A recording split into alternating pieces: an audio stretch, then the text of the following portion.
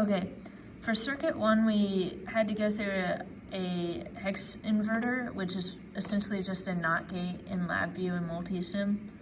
So a NOT gate will take a true value and turn it false, or a false value into true. So as you see, switch 1 isn't pressed, so the LED is lit, because if it's not pressed, you're getting a false value. If it is pressed, you'll see the LED turns off, which means it turned a true value into false.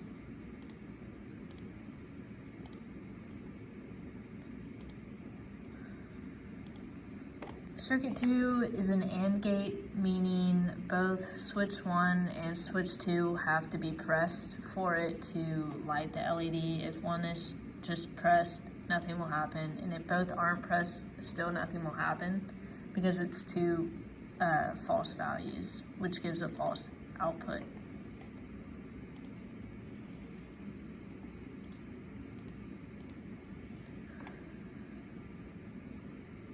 Circuit 3 is NAND gates, just two different ways to make NAND gates. So the second part uses an AND gate followed by a NOT gate, creating a NAND gate. So for NAND gates, as long as both values are false, it'll put out a true value, and as long as the values are different, they'll spit out a true value. So switch 1's pressed, nothing happens, all the LEDs stay the same, but as soon as both switches are pressed, both LEDs will turn on. This is because it's an opposite reaction of an AND gate.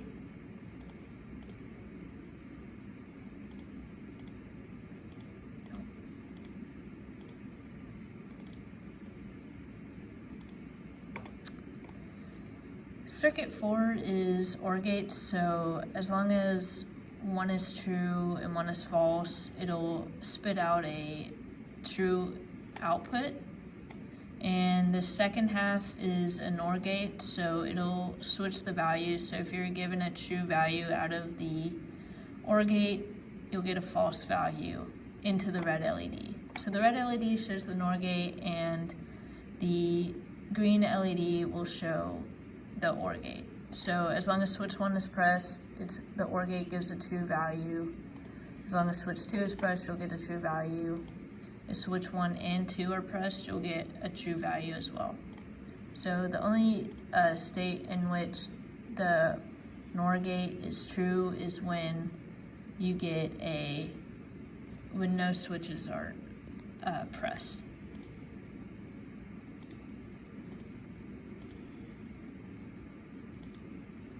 Circuit 5 deals with XOR gates and XNOR gates.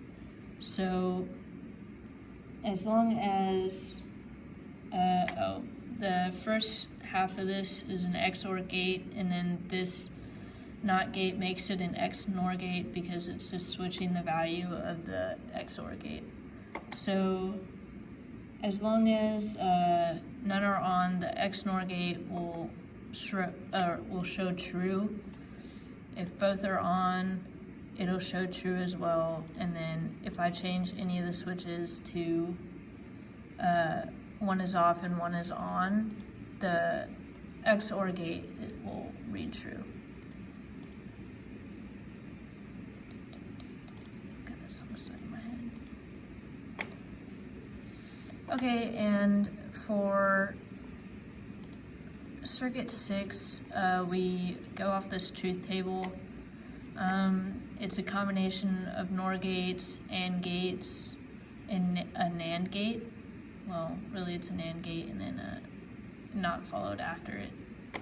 So we'll just go through the truth table over here to the left. So when all switches are off, our LED is gonna give us a true output. When switch 3 is pressed, we'll get a false output, which means the LED won't light up. If we do just switch 2, it'll light up. If we do just switch 2 and 3, it'll light up.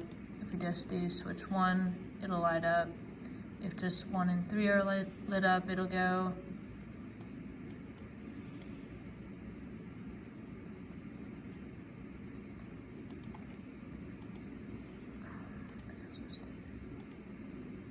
I almost made it through it. Then I forgot to put this one.